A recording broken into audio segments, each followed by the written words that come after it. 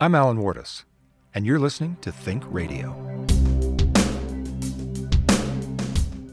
I think teenagers have this need to put their voice out into the world, but they don't really have as much of an outlet as like a lot of adults, but having speech gives them a unique outlet to do that. That's for my conversation with Gunnison High School English teacher Sherri Anderson and senior Eli Emmitt. The school speech and debate team recently turned in an impressive showing at state competitions. We talked about that, but also the misconceptions people have about what goes on in the mind of teenagers these days. You won't want to miss this episode of Think Radio. Think Radio is supported by the Gunnison Country Times, Gunnison's locally owned hometown newspaper, and by the Western State Colorado University Office of Academic Affairs. Think Radio is also supported by listeners like you. To find out how you can become a Think Radio patron, visit alanwardesmedia.com. That's ALANWARTES media.com. Sherri, Eli, thanks for joining me today. Thank you. Thanks for having us. Really glad to have you because super exciting news. I mean, first of all, to win anything in the realm of speech and debate, of all things, we'll get to that in a second, but to go to state and really make such a powerful statement. I mean, where from a little rural school, you take 24 kids and 20 of them place. Oh, that's amazing. And 2 that come home with top honors. I just really want to get into hearing what's up with that. So let's start by talking about that experience at state. Eli, you were there. You were one of the 2 that came home with top honors. Yeah. So take us through what that experience was like. I mean, getting to state at all, but then being there. Well, I mean, I guess I want to start just the honor it is to be on this team at first, and just to have this experience of spending time with all these amazing people and amazing poets and artists and being in the same competitions as all these people. It's just so incredible. And to even make it to state and to even be competing with those people was an honor and incredible. I didn't expect to make it that far. I only joined speech last year, and I always enjoyed poetry, but I never thought I would do something like this. So to win something that incredible, surrounded by people that were also I was inspired by all of these people at the same time, and it was just incredible to be surrounded by them. Yeah, and so what did it take for you and for all these other people to get to state at all? What path did you have to take to get there? Lots of practice, lots of trial and error. We had to write intros for poems, so just getting those down and just really getting our hand motions down for our poems and practicing them as much as we can to the point where we feel comfortable enough to perform them. Mm-hmm. And was there an elimination process at all? Other meets that qualified you to go to state? How did you qualify to be there? It was a combination between the amount of meets we went to, and there was a point system as well. So I see. So if we got a certain amount of points, we could go to state in our event. But if some of the kids didn't get as many points, they could still go to state, but they would have to do another event that still had spots. I see. Yeah. Well, so how many kids were there at this competition? Oh, man. Do you have any idea? There were over 175 students there from 20 different schools. Wow, spread all over Colorado. Yes. Some schools small like Gunnison, and some schools that eclipse Gunnison like Battle Mountain and Eagle Valley High School. So big schools and little schools like ours too, from all over the state. Wow.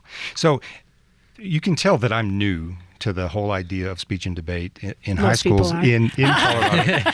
I mean, obviously most people know what that is, but let's be honest. It kind of has this feeling of being something that they did in the 50s with the skinny black ties and the blazers, right? And the the poodle skirts or whatever. Yeah. But that's not right, obviously. And so I'm trying to come up to speed. What kind of a state is Colorado for speech and debate? How competitive is it when those 175 kids descend? What are you really facing to go up against them?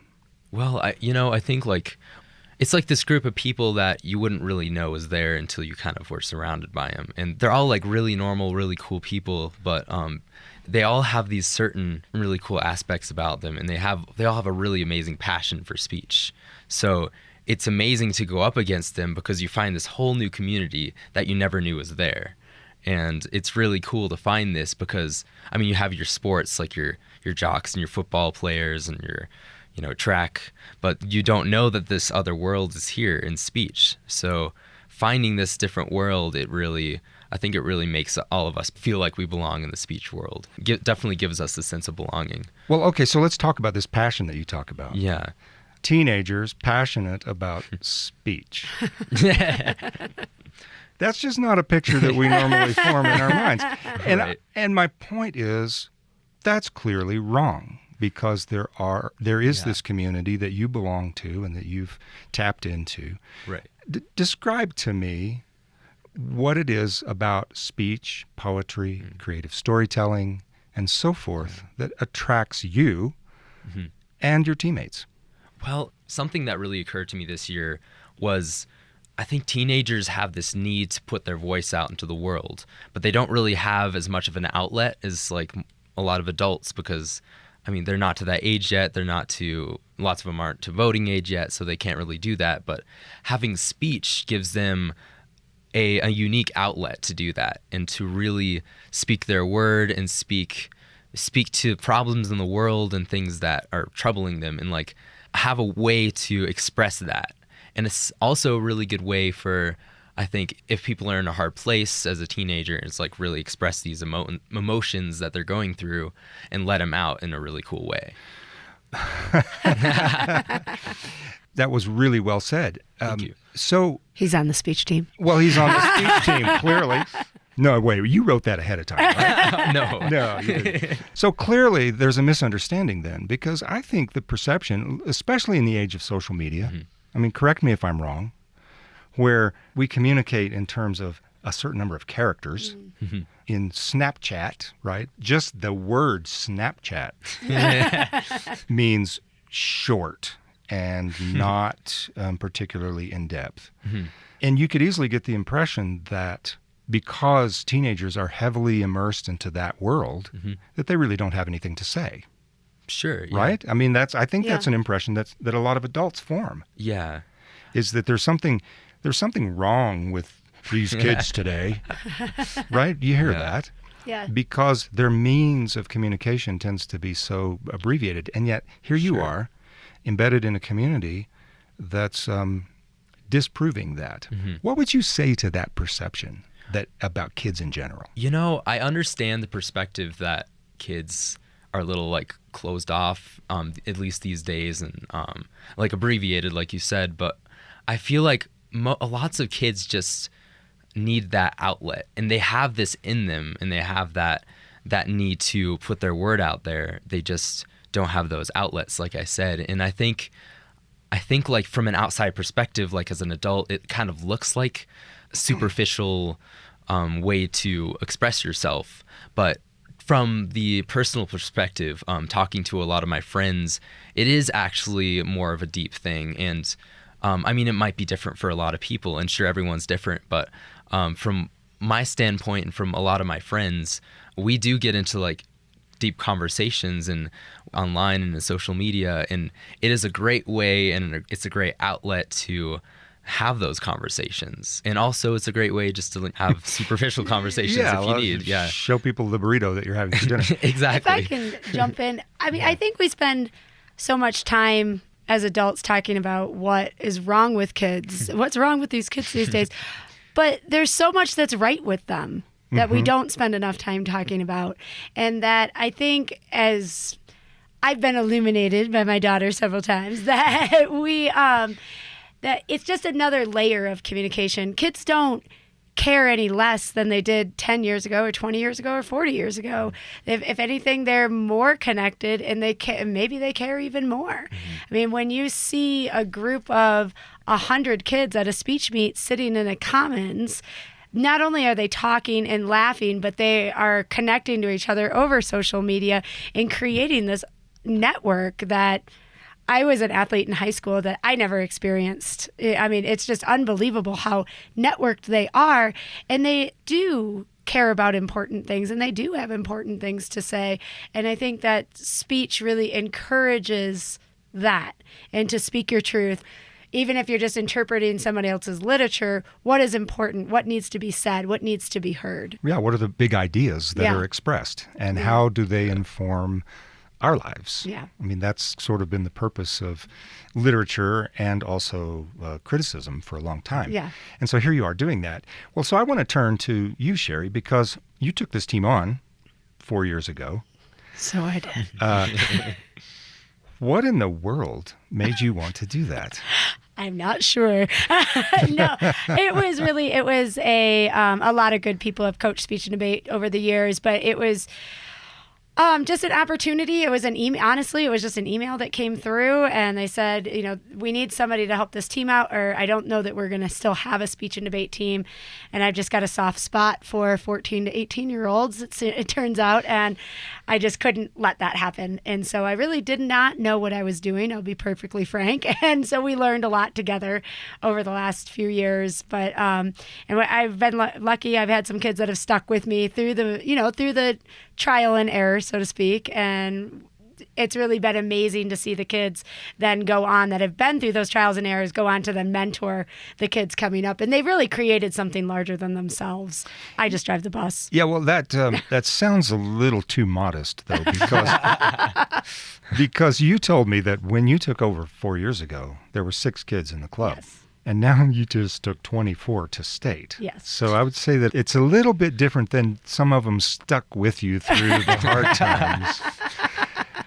Well, we've created I guess we would spend really mindfully creating the idea of community and of the interconnectedness and the specialness that is speech and debate, and that it isn't, not to take away from our athletics, because those are certainly extremely important in a high school, but that it is a special thing, and not every high school has this program and has this opportunity, and that we talk a lot about integrity and what it means to speak the truth and what it means to have integrity in all things that you do. And so I think a lot of the success of the team has come from really being mindful about what it is that we're building. We have a saying that it's awesome to get prizes and to be on stages. It's more awesome to be an awesome person.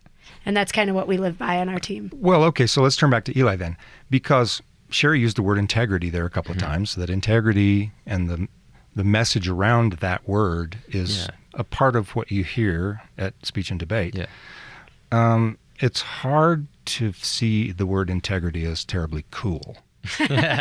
Right? So what is it about that word, and can you put that into your own experience of how that has molded your experience with speech and debate? Well, I think one thing that really sticks out when I think of the word integrity in speech and debate is like considering the amount of kindness and friendship and just the whole family aspect of speech and debate. And when I go to a meet speech and debate, it's not like everybody, well, at least in poetry interpretation, my event that I do, everybody is in there together and everyone's supporting each other. And every time we go into an event, we're all wishing each other good luck.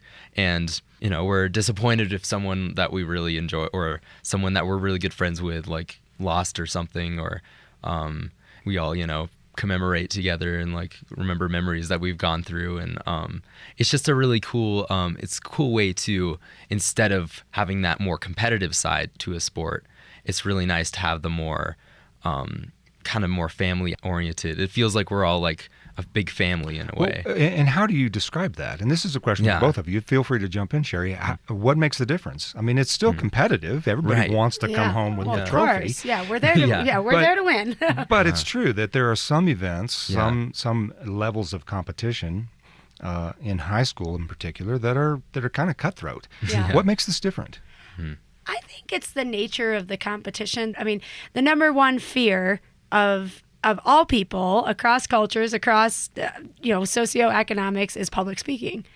And so when you get up in front of people and you're naked in that way, and you're putting your emotions and your thoughts, and even for our debaters, their critical analysis of a controversial topic and you're putting yourself up there, I think there's a natural empathy that we tap into, and that, you know what, I'm going to be next and my stomach's going to be hurting and I might forget my line and I might not know how to do what to say on cross and I might be the one that's embarrassed today and loses the debate. And so I think that it just creates a certain empathy, like I said, and I think that is a good thing in this world. And well, yes. I mean, that word is heavily charged these days. I've said and heard others say that a lack of empathy really explains a lot of what our society is going through. And so anything that can build that, and to build it among young people, that's what fascinates me, is that you're receptive to that idea. And that would you agree with this, that it seems to come naturally to this community of speech and debaters? Nobody's standing there, preaching it at you, apparently. Yeah. It seems like it does in a way. It seems like it's integrated into the whole speech community. And it feels like everyone that I've met has this certain sense. It's just kind of there. And we all kind of have this interesting connection between each other. And I think it is because of the personal aspect of speech and the emotions that come out of the events that we do. And to take like poetry, for example, like poetry is a very personal and emotional event. But when there's a bunch of people doing it together, you kind of like, you start to get to know the people from their emotions and their poetry. So I think when you get to know someone like that, you really get this connection. Yeah, you're really seeing each other. Yeah, I think too, exactly. We do a lot of laughing, especially in the beginning of the season, trying to just break the ice. And that, I tell the kids, like, we take ourselves entirely too seriously, and that embrace it. This is the dorkiest thing that you could do. But that's the beauty of it. That is the beauty of speech and debate, is that we're all up there just being vulnerable together. Well, that comes to one of the questions that I had in my mind, was that to go from 6 kids to 24, somehow or another, that had to become cool along the way. Right? I mean, for a kid to show up and say, okay, I'll stay after school for speech and debate. Yeah. Something about that was cool, but it sounds like what you're talking about is reverse psychology. You said, no, this is really dorky, and it's okay. Yeah. Because I think we're all really dorky, honestly, and that we just want the opportunity to not be cool for a while, especially in high school. I mean, I know that I was horribly self-conscious in high school, and I wish I would have had this opportunity to let that go for a little while and just be who you truly are and say what you think is true, is an opportunity I think that our young people don't get enough. Mm-hmm. Well, and so, Eli mentioned that kids just need an outlet for this sort of thing. And here you are providing that by coaching the team. I mean, thank you. But I want to ask you, as an adult, as you sit around the room listening and coaching and helping shape the presentations, is there anything that surprises you about what you're hearing in the thought process of these kids? Oh my gosh, that's such a good question. I guess I'm always surprised at how smart they are. I mean, truly, I'm always surprised I listen to our debaters and they come up with these analyses of topics you've never even heard of, Well, give me an example, like what? Oh, like right now, the debate topic is, like one of them was military intervention in Colombia. And what they have to come up with the affirmative and the negative. And they don't know until they go in which one they're going to debate. I mean, and that's really impressive. And they are well informed and they are articulate. I mean, I think the breadth of the topics that they care about. I mean, Eli's poems are about broken homes. We have a girl that does poems about the schools of the Americas, and we have a girl that has an OO. Flannery Sloan has an OO about how your perspective on life creates your reality. We have another OO that's about the importance of pets. And what's an OO? It's an original oratory. That's a 10-minute speech that a student composes themselves. Yeah, so a wide range of stuff. Oh, and it's so just they are so original in their outlooks on life, and they're so smart, and they, like, I guess kind of coming full circle, they do care about the things we want them to care about. Okay. Eli, same question to you. Are there things that sometimes surprise you about your classmates? I think, I definitely agree with Sherri. Like, being just a high schooler, like you kind of do get that sense of like these kids, like lots of them are really like superficial and they don't have that deeper aspect to them. But like hearing them in speech and debate and hearing all these kids like go into these deeper issues and more emotional things, it's really incredible to see their standpoints on it. And it definitely gives me hope too. Like this world has hope, and like all these kids are going to grow up and have these views on the world and help so much. And well, that's one of my questions, because you're the voters of the future and the very near future, in fact. So when you look at the kind of ideas, the kind of opinions, the kind of values that you're seeing in a lot of this work, and not just at Gunnison High School, but when you go and you sit with those 175 other kids, what is it about what you're seeing that does give you hope? Well, from an adult perspective, I think what gives me hope is honestly just how kind the kids are to each other. Honestly, like that, just in how connected they are, and the ability. We live in such cynical times and we're told such terrible things about each other all of the time. And then we have this kind of excuse here in Gunnison, oh, well, we live in a bubble. But I don't know that we live in a bubble. I believe that there are far more good people than there are people that would do us harm. And I believe with all my heart that those people are everywhere. And I think that speech really, like the environment of speech and exploration of these difficult and controversial and different ideas, it gives me a lot of hope as an adult that these are the kids that are about to take over. And I think a lot of them are ready. Might do a better job than we did. And so we're really not just talking about speech and debate club at high school. We're talking about something that could actually inform society as a whole. Yeah. Not just ideas, not just how to articulate them well, but how you are with each other. Seems very inspirational to me.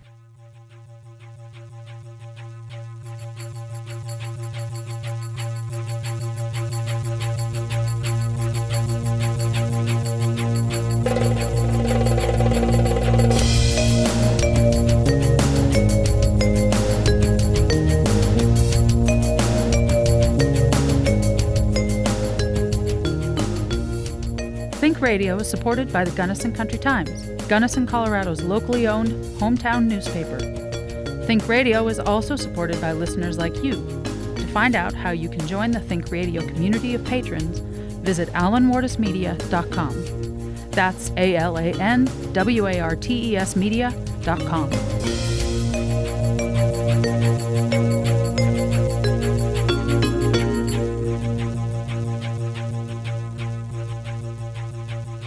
So, tell me what the various events are. We've heard poetry interpretation, and we're going to get to that more later because I want to hear some of your work, and even original poetry if that's what you've got and want to share with us. What are the other events that kids are over there working on? I can give you the rundown. Well, there's interpretation of various forms of literature. There's poetry interpretation of humorous literature, dramatic literature, and then there's an event called Duo and we have two duo teams that they take a script and then they act it out together. So those are the kind of your interp events. You got your debate. You have Lincoln Douglas debate. And then you have a public forum debate, which is done in partners. Lincoln Douglas is more of a theoretical debate, more not how we should or can we, but should we. You know, these kids are talking about Descartes and Aristotle and quoting the Constitution and Jefferson in regards to free speech on college campuses. Public forum debate is way more topical. That's like, should we intervene in Colombia? And so that's really got more of a topical nature. And then there's a one-on-one value debate where they don't know what the topic is. It could be anything. It tends to be general knowledge, you know, like the drinking age should be lowered to 18, and then they have a half an hour to prep both sides. And then you have original oratory, which is the 10-minute speech. And that's really, you know, your classic speech and debate event. And then there's also informative speaking. There's new program oral interpretation where kids kind of collage together different pieces of text. It's really amazing. It's a new event. It's only 3 years old, but it's really cool. Cut and paste. Yeah, it's a really neat event. And then we have creative storytelling where these kids they go into a room, and I could never imagine in my life doing this, but we do have a couple girls that are very good at it. One of our state champions was a creative storyteller. And what's her name? Jordan Preston. Okay, and she came home with a trophy also. Yes, she did. All and right. they'll go into a room and they pick out of an envelope, and it'll literally say, "I'm a marshmallow in a firework factory trying to find love." And they have 15 minutes to come up with this little story, and then they do this little story, and it's brilliant what they come up with. I mean, oh my gosh, I could never in my life do it. And then there's impromptu speaking, which is similar. You go in and you get a topic and you have 5 minutes to come up with a 3-minute speech on Wow. anything. It could be on microphones. It could be on everyone should wear a seatbelt, helmet laws. I mean, live, laugh, love, whatever. Boy, and you're right. Most people are terrified of having to say 10 words in front of a group of strangers. These kids do it for fun. But 3 minutes on some brand new topic. Yeah. That's a rare brand of courage. Yes, it is. Yes, it is. But it's amazing. They get pretty good at it. They get very good. We're pretty. We do have a little debate squad that's, I think, growing. We're pretty interp heavy in Gunnison. Our kids are. Our kids in Gunnison, they're pretty well educated, I think, and they're well read, and so they gravitate to the interpretive events. Mm-hmm. And so, how do you prep a team of 24 kids to be ready for these events at a state competition? Oh my goodness, lots and lots of times. Yeah. But really, and that's where you get into the mentorship piece. You can't, because only one person can speak at a time, right? And so unless we want to be there literally for 24 hours, you can't do it. And so the older kids, I'll put them off in a room. We'll create a poetry room, and our captain Megan McGregor will run the poetry room, and then I'll put the original oratory kids together and the interp kids together, and then I'll take just a couple of kids to work really intensively with. And I mean, so really a lot of this success, I mean, I've gotten a lot of congratulations, but a lot of congratulations is owed to these kids because they've really taught each other how to do this. So wait a minute, this is self-directed to a large degree? To a large extent. Yeah. I mean, that would be like the head coach of the football team saying, okay, you guys go and figure out the offense and come back and tell me what it's going to look like. Yeah. Wow. Yeah. I mean, it really becomes a mentorship. And one of my things that has meant so much to me is one of our first competitors, her name is Emily Palan, graduated, turned around and came back in the fall and said, "Can I please help coach speech and debate?" And that to me is a successful program. That's the definition of success, that a kid, I was out of high school like a bullet leaves a gun, Yeah. And but to have kids want to come back and want to, of their own free will, to sustain a program, there must be something to it. Well, clearly they're responding to the community aspect that you've already talked about. Yeah. So Sherri, state is behind you now. What's coming up? Well, the next thing that we have is the National Qualifier Meet, which is being held in Grand Junction this year. This is only the second year that Gunnison High School has ever attended this meet. It's the qualifier for the national meet that's held in the summer. And this year it's in Fort Lauderdale. And we just last year joined the National Speech and Debate Association, where kids get points based on their successes. And if it's any indication, last year we earned, as a team, 4 spots for the National Qualifier Meet. This year I get to take 12 kids to the National Qualifier. Well, that's kind of an indication, yeah. Yeah. Yeah, and so at this qualifying meet, who will you be competing against? Is it a regional event? It is. We compete in the Western Slope national. We in the National Slope, Western Slope tournaments. That's our league. And Okay. so we compete. And so those schools are actually, I'm really particularly proud of our students and how well they do in that league, because that's Grand Junction, Palisade, Fruita, Montrose. I mean, schools that are easily twice the size of Gunnison High School, if not 3 times the size. And they're still up there. They're still up on the stage. And when is that happening? That happens March 2nd and 3rd. All right, coming right up. Yep. Well, good luck to you guys. Thanks.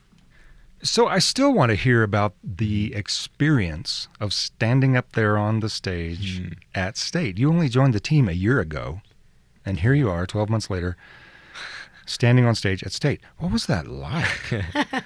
Oh, that experience was, oh my goodness. There's no words, honestly. I think the thing that made me amazed about it is I wasn't really expecting it, like at all. I wasn't even expecting to make it to finals in state, let alone make it to state, I think. And to be standing up there on the stage with all those incredible poets and artists and, friends, it was just such an amazing feeling. And with, Sherri, I was she's been coaching me, and I was so excited to make her proud with a win. And all my friends that have been supporting me so much, it was just such an amazing feeling. And yeah, I was just, oh my gosh, exhilarated. And but the word you didn't use that I expected you to is, I was terrifying. What was it? Frightening to stand there and look at all those eyeballs looking at you? And it actually, it wasn't, in a way. Why not? Why do you think that you were in that zone? Well, I think it comes back to having done it so many times this year and being comfortable with what I've practiced. And also, I think in the finals round of state, there was a lot of people that I knew that came in there. My former science teacher, Maria Katnig, was in there, and her family, and the Hayes family, another family that is at the high school that I know, and just lots of people that I was really familiar with. And you had a really cheering helped. Section? Yes, that was really nice, and it made me feel so supported, and I think it made all of us feel really supported in that round. Yeah, all right. And we do have to say that there was 4 of the 6 finalists were from Gunnison. Yeah. Okay, so you were among family to begin with. Yes, exactly.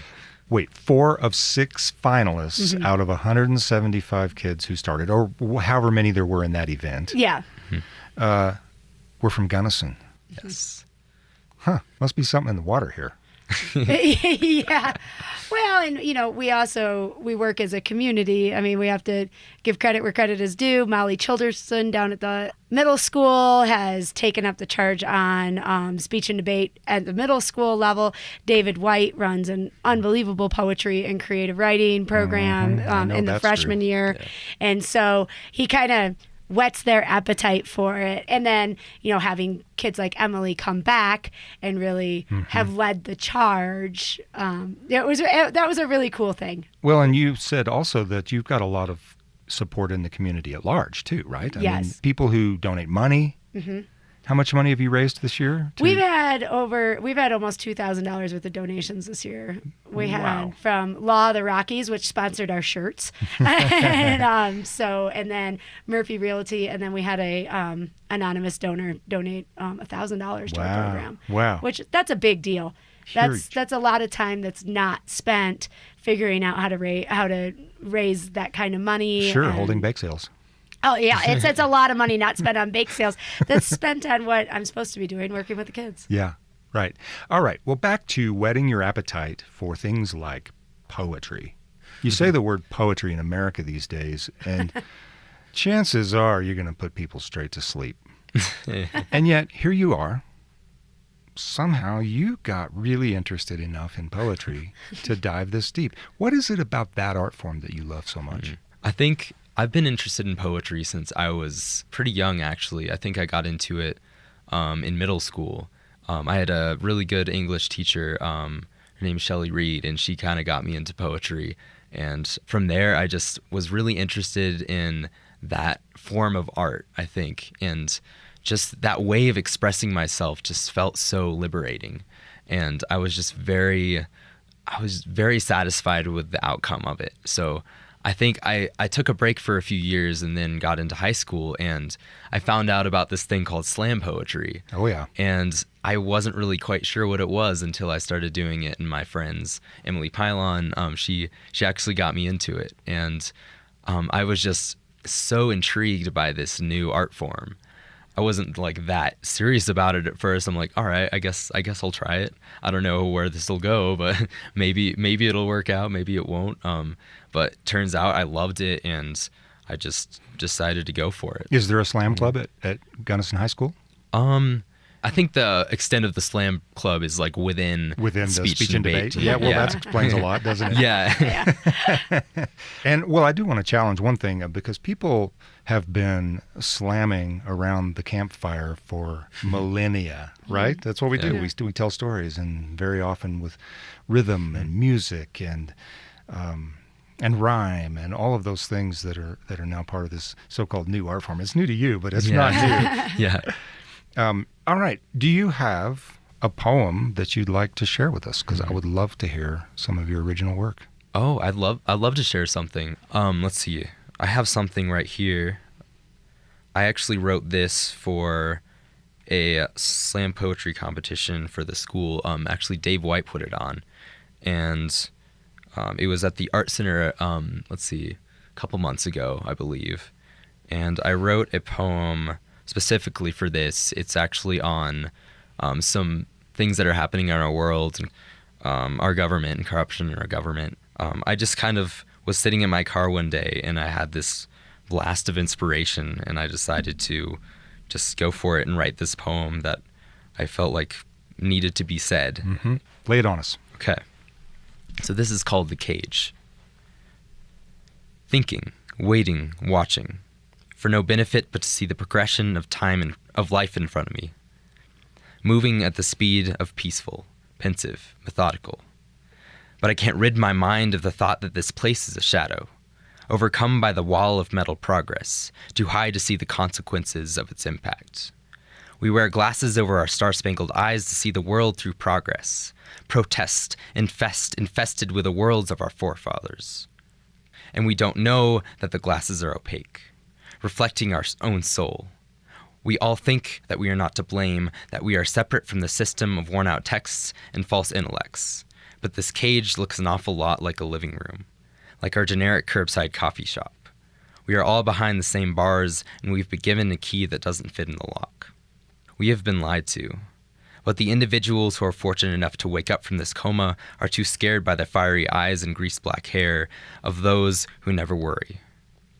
As they see the tailors' suits of financial stability crouched down beside their hospital beds, stroking their heads, saying that everything will be okay, as long as we are happy. The individuals who are fortunate or unfortunate enough to see the truth are burned by the eyes of false kindness, blindness rendered senseless to their worry, asking for one more quick blow to the head, because the reality is a tiger rearing its head, ready to strike, and that dream was so much better. Our little houses on the prairie, what's the harm in ignorance? What's the harm in letting a pack of hungry wolves run the things that we never thought we needed to worry about, running our lives from behind the curtain? What's the harm in ignorance? What's the harm in letting a pack of hungry wolves run the things that we never thought we needed to worry about? Running our lives from behind the curtain in the back room of our thoughts until the sun blinds us, waking us up, only realizing that our world is feeding us through the tubes of our own illusion of sanity. Somewhere deep down, we know that the truth is out there, but that dark red apple is our only nourishment, and it looks so tempting. Why does a slip of dirty paper etched only with a bust of powerful old men with ancient pasts dictate our identity, when the real power of our world comes from the people who wake up from their hospital beds, crying to the universe, questioning, fighting, hoping, knowing that something isn't right, that it is their life to live, without being governed by the two-faced, self-righteous green paper hoarders who only see their own face reflected back at them as they look into the window upon the world. Activists, environmentalists, writers, artists, musicians, not ammunitions. The true power comes from love and not hate, empathy and not megalomaniacal mindsets. We have a voice, and it is high time that we rid ourselves of the shackles, locked by the weathered keys of voices that spout an eruption of words, seared with the lies of tradition and ancient rhetoric. Their power lies in a roll of paper cuts, while our words provide an open door for our soul to shoot the bullets of our truest intentions, wounding the lies that have been aimed in all the wrong directions. Wow. Well, I have two thoughts after hearing that. The first one is, there's a vision of a future in that poem that I want to see. Yeah. I want to live in. And the second one is, if I were a corrupt politician, I'd be really worried. Thanks. Yeah. I love this image of a key. We've all been given a key that doesn't fit in the lock. Yeah. Wow. That speaks for a lot of frustration that people experience. How old are you, Eli? I'm 18. Well, welcome to the adult world. Thanks. But you've got 24 of these students. I do. And they're all producing work that is inspirational and beautiful and hopeful. Yeah, it's true. It's true. It's been amazing. It's been amazing to watch, and each one of them is. I wish I could bring them all, because we don't have that many microphones. No, or that many minutes. But it's they all just. Each one of them brings something very unique to the team, and the transformation that you see in a student is so inspiring. We had one of our students that's a freshman that ended up placing 7th in debate, and he went to every single little speech meet and nothing, and he kept trying and he kept trying and he kept trying, and he was and he just kept working at it, and there was his name. I couldn't believe it, because I work in the speech meet. Basically, the kids, again, we're talking about integrity. It's their job to get to their events, to monitor their behavior. I mean, I walk in and they're like, "Here, you're doing this today," and so I go in this room with these other coaches, but usually I'm tabulating results is kind of my specialty. And so when I saw Mason's name, I was like, no way. And he had debated some of the best debaters in the state. And placed 7th. Wow. I mean, it was just unbelievable. And that to me, it was, never to take away from anyone's success, but that to me was one of the most heartening things that I've experienced as a coach. And just to see the look on that kid's face when they said his name. Yeah. It was unbelievable. Yeah. And where's he going to be 4 years from now when he's 18 and ready to... Yeah. Okay. Well, congratulations, you guys. Nice work. Not just bringing home a prize. Okay, that's awesome. But nice work in the work of building a community of people at high school, but the way that bleeds out to the rest of us and strengthens all of us. I just really, really am inspired by that. Well, thank you. Thank you. Thanks for coming by and joining us. Thanks Come for judge having at the us. speech meet next year. Uh-oh, did I just volunteer? I think you did. Okay. All right. All right, thank you. Thank you. Great to have you.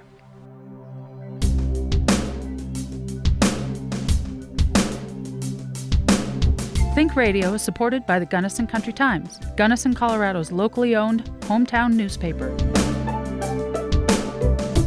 Think Radio is a production of Alan Wardis Media. The show's executive producer is Issa Forrest.